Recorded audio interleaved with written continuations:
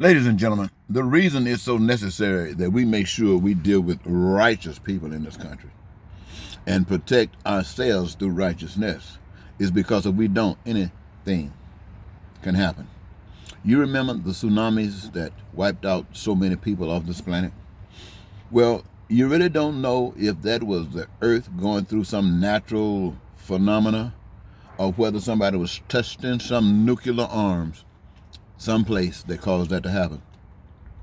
Isn't it something when things are happening to you and you don't trust the people enough to be satisfied with what you're understanding the truth is? It reminds me of this thing with Donald Trump.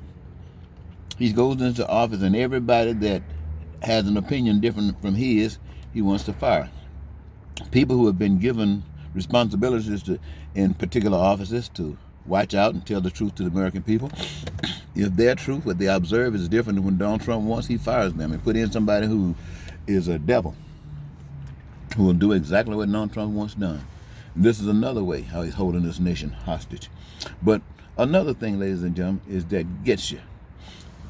You remember Bridgegate, New Jersey, when you say governor gets pissed off and they're going to take some action against the people? You remember that? What has happened, what that reference, my friend, is the same thing that people can think about what just happened in Michigan. You know, the president has made it obvious, apparently clear, that he's pissed off with the governor of Michigan. You've heard him make the statement on social media that these states that are trying to get some information and get some help from the federal government can't get it unless they do what he wants done. I mean, that's paraphrasing. I don't think he said do what I want done, but he made it clear that's what he meant. And so when you think about this here back and forth between the president and the governor of Michigan, and all of a sudden this dam is breached and the water is all over Michigan. You know, it's sad to be in a country where you think that your leadership is so evil and so downright dirty that to get his way, that he would probably use some of those devils that follow him around everywhere he goes, and those devils he follow around everywhere they go, might have just sabotaged that thing to mess. Well, these words getting kind of hard when I got candy in my mouth. To mess with Michigan, or to do anything to make sure that the people who care about this nation, people who care about one another, and that will stand against his ego to become Lord of the earth and might vote him out. Stopping people from voting is something that he will do. I've heard people talking about they don't want you to write in your votes, even though that's what he did.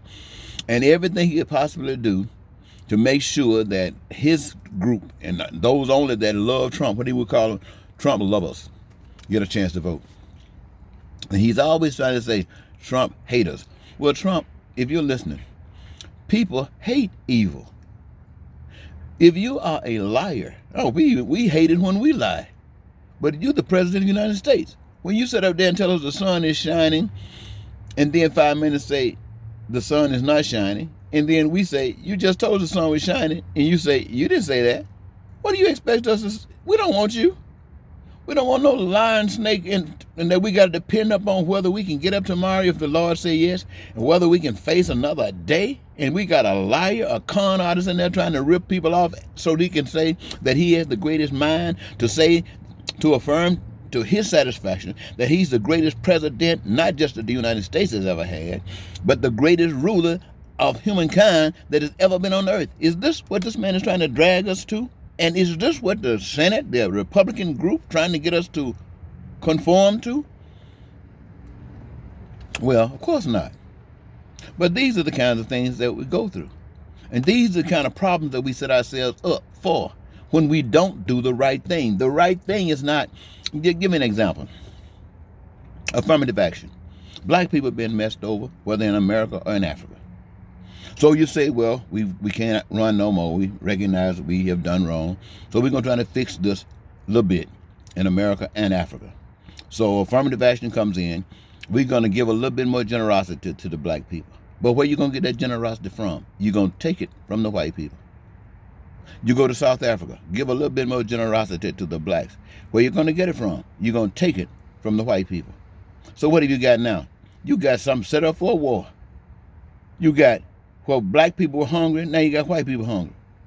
Hey, man, what kind of action is that? What kind of American people, African people, would settle for something like that? Come on, human beings. Well, like somebody said, you can only be who you are. And if you don't know who you are, then you out there being anything. So, ladies and gentlemen, I just wanted to share that with you. I hope that it wasn't a waste of time for you. Thank you so very much for listening. Goodbye.